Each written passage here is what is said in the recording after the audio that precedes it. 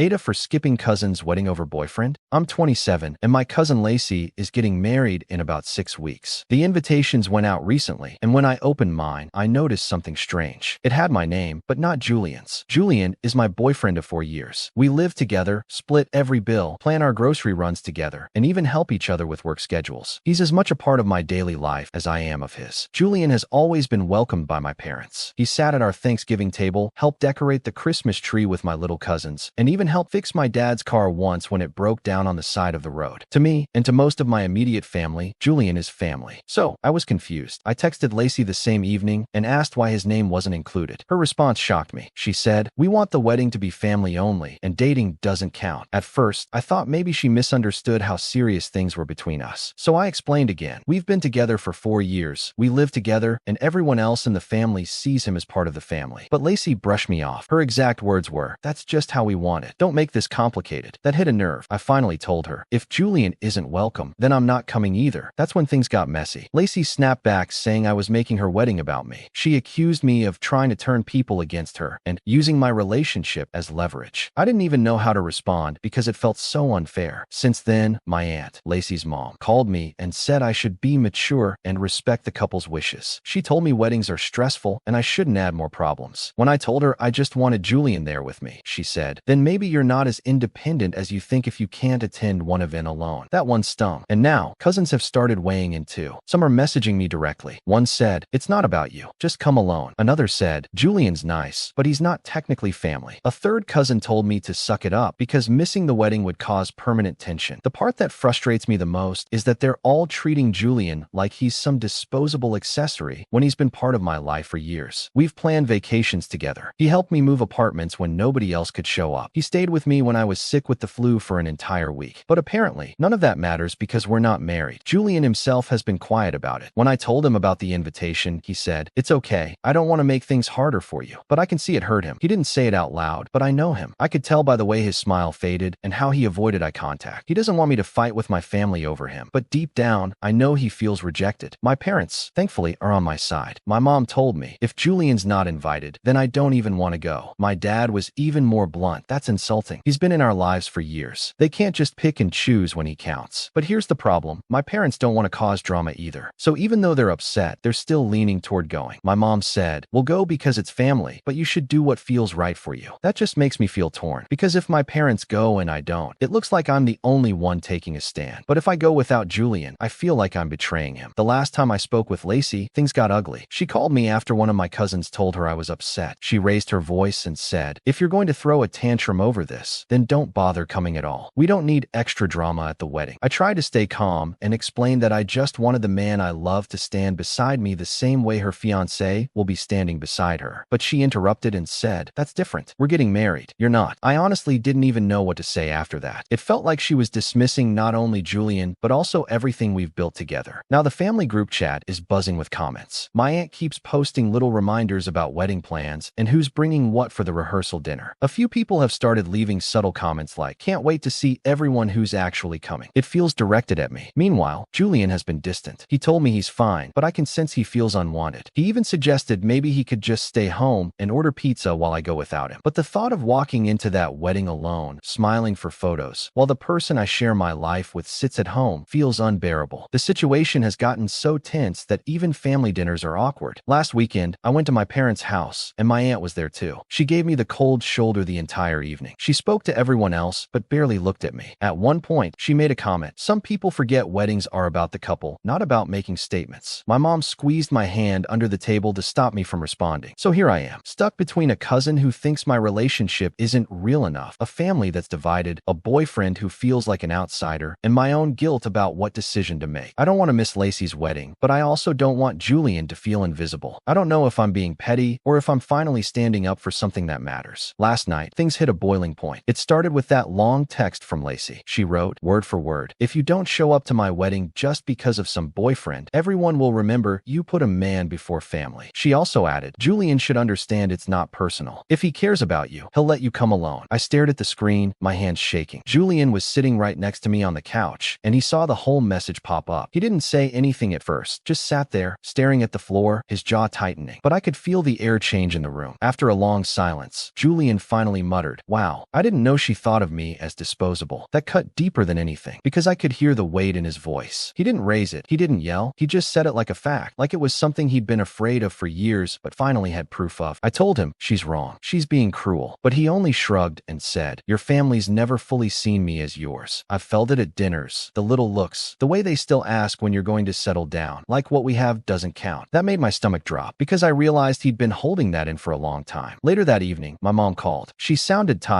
like she'd already been dragged into this by half the family. She said, honey, I don't agree with what Lacey's doing, but please, for just one day, let it go. Go to the wedding, support her, and deal with the rest later. Don't ruin your relationship with the whole family over this. I tried to explain that it wasn't just one day, that it was about respect, about acknowledging the life Julian and I had built together. My mom sighed heavily and said, I understand, but you know how your aunt is. She'll spin this into you being the difficult one. People will remember you not showing up more than they'll remember Julian not being invited. That stung. When I hung up, Julian looked at me and said quietly, if you want to go without me, I won't hold it against you. Really? His voice cracked a little when he said it, but he tried to smile anyway. That smile broke my heart. It was the kind of smile you put on when you're pretending you're fine. I told him, I'm not going without you. But deep down, I could feel the storm building, because after my mom's call, the group chat with my cousins blew up. One cousin, Danielle, wrote, honestly, it's not that big of a deal. Just come solo and avoid drama. Another cousin, Mason, added, Julian's cool, but weddings are stressful enough. Just roll with it. That was when Julian, who never interferes, said, can I reply? He grabbed my phone, typed one line, and hit send before I could stop him. He wrote, thanks for letting me know how you really feel. The chat went silent for a full 10 minutes. Then Danielle replied, that wasn't meant for you, Julian. And Mason followed with, we like you, man, don't take it personal. It's just Lacey's rules. Julian handed me back the phone, stood up, and walked to the bedroom without a word. When I followed him, he was lying on the bed staring at the ceiling. He said, do you realize how humiliating this feels? To know they're all okay with pretending I don't exist just to keep peace with her? I sat down next to him, and for the first time, I didn't know what to say, because he was right. A few hours later, I got another text from Lacey. This time it wasn't polite. She wrote, if you make a scene over this, I will never forgive you. It's my day. Stop being selfish. I almost dropped the phone. I wanted to scream, but instead, I typed back, respect goes both ways. If you can't see that, then maybe I don't belong at your wedding. She left me on read. Now my aunt has joined in, sending me long Facebook messages about family loyalty and how I need to stop choosing a man over blood. She even wrote, marriages come and go, but family is forever. Julian saw that one too, and he just laughed bitterly. He said, guess I'm already written off as temporary. I tried to comfort him, but honestly, I felt sick, because no matter how much I love my family, I can't unsee how little they value him or us. I went to bed last night with my phone buzzing nonstop, every cousin chiming in, some siding with me, some siding with Lacey. What should have been about celebrating her marriage has turned into a battle line being drawn through the whole family. This weekend turned into something I never could have predicted. It started with an unexpected phone call from my uncle Victor. He's usually the type who avoids family drama like it's contagious. He's the one who cracks jokes at dinners to keep the mood light. So when he called me, I thought it was going to be about something casual. Instead, his voice was serious. He told me he had pulled Lacey aside earlier that day and told her straight up that excluding Julian was unfair. According to him, Lacey's response was chilling. She rolled her eyes and said, I don't want strangers in my photos forever. Hearing that secondhand was like a punch to the chest. Julian and I have lived together for 4 years. We split bills. We plan holidays together. We talk about the future every day. But in Lacey's eyes, he's a stranger. I felt anger rise in me. But more than that, I felt this cold wave of realization. Maybe she's never taken me seriously either. When I told Julian what Victor said, he just sat there in silence for a moment before sighing. Then he looked at me and said, maybe this isn't just about me. Maybe they don't respect you either. That cut deep because it forced me to face something I've been trying to ignore. If my family truly respected me, they wouldn't treat my relationship like it was disposable. Later that night, things escalated online. Lacey made a long Facebook post, public of course, about certain relatives who don't understand boundaries and can't handle not being the center of attention. It was obvious who she meant. Within minutes, her friends and a couple of cousins were chiming in with comments like, it's her wedding. She can invite who she wants. And some people need to stop being dramatic. I felt humiliated. Seeing my family members cheer her on in public like that made me feel small, like my feelings didn't matter at all. But then something happened that I didn't expect. My younger cousin Mia, who is only 21 and usually stays quiet, commented under Lacey's post. Not everyone agrees with you, Lacey. Some of us think you're being unfair. The second I saw it, my heart skipped. It was like someone finally said the thing no one else was willing to. Within minutes, the entire comment section exploded into a debate. Some cousins jumped in defending Lacey, saying things like, if she doesn't want plus ones, that's her right, and others started questioning her logic. Mia kept pushing back, saying, Julian has been in the family for years. He's not a random plus one. One cousin even brought up how Julian helped shovel snow last winter when my grandma's driveway was blocked, saying, does that sound like a stranger to you? The thread spiraled into chaos. Lacey started replying angrily, accusing Mia of stirring the pot and falling for my manipulation. That's when my Aunt Joanne, her mom, jumped in to defend her daughter, writing, this wedding is about Lacey and her future, not about catering to every relationship in the family. My stomach turned reading it because it felt like a direct message to me. You don't matter here. Julian saw the whole thing too, and the look on his face crushed me. He didn't say anything at first, but later, while we were brushing our teeth, he muttered, so now I'm not just unwanted. I'm being dragged online too. His voice cracked, and it broke something in me. The fallout didn't stop there. The next morning, my phone was buzzing nonstop with group chat notifications. One family group chat split into two because people started leaving after arguments. My mom called me again, this time with her voice shaking, and said, do you see what's happening? The family is at each other's throats. Please, just apologize so this can end. I told her I wasn't the one who needed to apologize. She went quiet for a long time and finally whispered, you don't understand how stubborn Lacey is. She'll never back down. But that's exactly what makes me angrier. Why does everyone bend to Lacey's will? Why is it always easier to tell me to give in than to hold her accountable? The breaking point came when I got another message, this time from Lacey herself. It wasn't an apology. It wasn't even an attempt to make peace. She wrote, if you keep dragging this out, don't bother showing up at all. It'll just make things easier. I stared at the message for a long time. Julian walked over and saw it too. For the first time, I saw real anger in his eyes. Not sadness, not hurt, but pure anger. He said, she doesn't deserve you standing by her, and she doesn't deserve us sitting there pretending this is okay. Now, the family is split down the middle. Some are siding with me quietly, others openly with Lacey. It feels like every phone call and every message is another fire to put out. And all of this is before the wedding has even happened. What terrifies me is that this might be bigger than the wedding. This might change how my family sees me forever. This morning started with chaos before I even had coffee. My phone kept buzzing nonstop, and when I checked, it was our extended family group chat exploding. The first thing I saw was a message from my Aunt Joanne. We can't let one disagreement ruin this wedding. It's supposed to be a happy occasion. Immediately after, my Uncle Victor jumped in. Then maybe Lacey should be more flexible. She's the one creating unnecessary division. That already had me tense, but then Lacey herself dropped a bomb. She wrote, if anyone keeps pushing this issue, don't bother showing up at all. I don't need drama at MY wedding. The chat went completely silent after that. You could practically feel the awkwardness through the screen. No one wanted to be the first to reply, like we were all waiting for someone else to risk setting her off again. Julian, who was sitting beside me, leaned over to read the thread. He sighed, put down his coffee, and said, I don't want to be the reason you lose your family. And I just sat there staring at him because, honestly, he's not the reason at all. The real reason is that my family doesn't respect us. They don't see our relationship as valid, no matter how many years we've built a life together. But the real twist came an hour later. My grandmother, who never, and I mean never, involves herself in family arguments, called me directly. My heart nearly stopped when I saw her name pop up on my screen. She said, in her calm but firm voice, if Julian isn't invited, then I won't attend either. I was stunned into silence. I asked her if she really meant it, and she told me a story I had never heard before. Decades ago, when she was dating my grandfather, people in her own family dismissed their relationship. They thought he wasn't good enough and told her it wasn't serious. She said she never forgot how painful that felt, and she wouldn't stand by and let me go through the same thing. Hearing that from her gave me chills, like the universe was repeating history in some twisted way. When I told Julian, his eyes actually welled up. He said softly, your grandmother is braver than half of them combined. But then, of course, things got worse. Word spread fast, probably because my grandmother told my mom, and suddenly I was being bombarded with angry texts from my Aunt Joanne and even Lacey's mom. My aunt wrote, do you realize what you're doing? If your grandmother doesn't show up, the entire wedding will be overshadowed by this nonsense. Then, Lacey messaged me privately, are you seriously dragging grandma into this? You're making me look like the villain when this is my wedding, my rules. I snapped. I told her, you made yourself look like the villain the moment you decided Julian wasn't family. And then she hit back with something that left me shaking. You're so desperate for validation that you can't stand one event not revolving around your boyfriend. That says more about you than me. I was furious. I typed out a long reply about how relationships are about partnership, about respect, about recognizing recognizing the people who stand beside us. But then I deleted it before sending. Instead, I just wrote, "This isn't just about Julian. This is about how you've treated me." I thought maybe that would make her pause, but no. She fired back with, "Then don't come. Honestly, you'll save me a headache." By this point, I was shaking so hard I had to put my phone down. Julian tried to calm me, but I could see he was hurting too. He kept saying, "This isn't worth destroying yourself over." But the truth is, it feels like the destruction already happened. Later in the evening, more drama spilled over. My younger cousin Mia, who had already defended me on Facebook before, sent me screenshots of another private chat. Apparently, some of the family cousins were venting, and one of them wrote, "It's ridiculous she's fighting over a +1. She's acting like she's married when she's not." Another chimed in, "She's always been dramatic. Of course she'd find a way to make this about herself." Reading that broke something in me. After 4 years with Julian, after holidays and birthdays and paying bills together, after building a real home, I'm still seen as someone clinging to a boyfriend like it's high school. And then my grandmother called again. She told me, "I've lived long enough to know when someone's being unreasonable. Don't let them gaslight you into thinking you're the problem. You're not." Her voice was steady, but I could sense she was angry underneath, angrier than I've ever heard her. Now the wedding is hanging by a thread. If my grandmother actually refuses to attend, it's going to cause a massive rift. Some family members are already whispering about boycotting if she doesn't show. And deep down, I know Lacey might not back down. She might just double down out of pride. At this point, I don't even care about the wedding itself anymore. What I care about is the fact that this whole fight has ripped the curtain off my family dynamic. I see it clearly now. To some of them, Julian and I don't count. And once that realization sinks in, there's no going back. No matter what happens next, nothing between us will ever be the same again. Not the AITA here. Honestly, this situation reads like a masterclass in entitled wedding planning meets selective family recognition. Your relationship with Julian is serious, tangible, and decades of life in the making valid. He's not a casual +1, he's a partner. Lacey's insistence on excluding him is petty and arbitrary, and her framing of it as family only while disregarding the very real family bonds you've built with him is absurd. The humor, or tragic irony, is that she's trying to dictate who counts as family while ignoring that family isn't just bloodlines, it's loyalty, care, shared history, and yes, 4 years of navigating life together. Your grandmother gets it, your parents get it, Julian gets it, and anyone trying to shame you for standing by him is choosing convenience over principles. Your stand isn't drama, it's respect. Walking into that wedding without Julian would be performing obedience to an unfair hierarchy. By refusing to go without him, you're not being selfish, you're being sane, consistent, and honest. Lacey's tantrums and family gossip don't redefine your reality. Short verdict, not the AITA. You're defending your relationship and asserting the simple truth: real family isn't selective. The joke, if it weren't so painful, is imagining that anyone thinks 4 years of shared life can be erased by a wedding seating chart. Before we jump into the next story, don't forget to like and subscribe, and let us know your favorite part in the comments. AITA, for refusing to attend my family's farewell gathering before moving out. I'm 19, and in 3 days, I'll be leaving my hometown for college in another state. I'm the eldest of 3 siblings, so this is the first time anyone in our family is moving away. My parents are understandably nervous, especially because our town is small. Everyone knows each other, and our family has been very active in the local cultural center since I was a child. Growing up, I participated in all the events and gatherings at the center. I even performed in plays, helped organize festivals, and joined community volunteering projects. The community adores me, and I care for them deeply. But over the past few years, I've realized my values are different from the family's core beliefs, and I rarely participate now. I'm not disrespectful, but I no longer share the same enthusiasm for the rituals and traditions. Last weekend, my parents organized a small farewell gathering at the cultural center. I agreed to attend, mostly out of respect, and everyone gave me warm goodbyes and small gifts. It was emotional, but I felt at peace afterward. Yesterday, my mom called and asked if I would attend another gathering the following day, a more casual event with close family and friends. I told her I couldn't because I still had so much packing to do and preparations for leaving. She kept pressing, reminding me that it would be the last chance to see everyone together before you leave. I hesitated, feeling guilty, and eventually agreed just to calm her down. Today, after trying to finish packing and sort through a mountain of boxes, I realized I physically could not attend without risking leaving something important behind. I told my parents firmly that I wouldn't go, explaining that I already attended the proper farewell last weekend and that I needed time to pack and organize. That's when the tension escalated. My parents became visibly upset. My father said, "You promised you'd go. You can't just back out now." I reminded him that I hadn't promised, but had only said yes under pressure, and that my commitment was being made impossible by the sheer amount of things I still needed to do. My mother accused me of being ungrateful and selfish, claiming that this one event was the least I could do for the family and the community that had supported me for years. years. Even more stressful, my younger sister, who is 17, tried to defend me, saying I genuinely had a lot to handle and that she thought my decision was reasonable. My parents were cold to her for supporting me, and I could see her confidence shrink under their disapproval. It broke my heart to see her caught in the middle. Now, I feel torn. On one hand, I want to respect my parents and community, and part of me feels guilty for refusing. On the other, I genuinely cannot manage everything I need to do to move without their help. My parents have stopped assisting me entirely, despite previously promising to help with packing, making my stress level skyrocket. I've been trying to stay organized with lists, but I'm terrified I'll forget something crucial, like documents, clothes, or personal items, because there's just so much to handle in such a short time. The cold shoulder I'm receiving from my parents is intense. My sister, even though she hasn't done anything wrong, is affected too. I can see her hesitating to speak freely, to smile, or even to help me with packing because she fears angering our parents. This adds a whole new layer of guilt and frustration to an already overwhelming situation. I keep thinking, I've already honored the family and community with a proper farewell. I've tried to balance respect with practicality, yet my parents' reaction makes me question whether my decision is fair or if I'm simply being stubborn. I don't want to hurt anyone, but I also need to leave responsibly, and I can't risk neglecting crucial things because I'm attending a gathering I genuinely don't have time for. So, AITA for refusing to go to this final farewell gathering, knowing it will likely upset my parents and affect my sister too?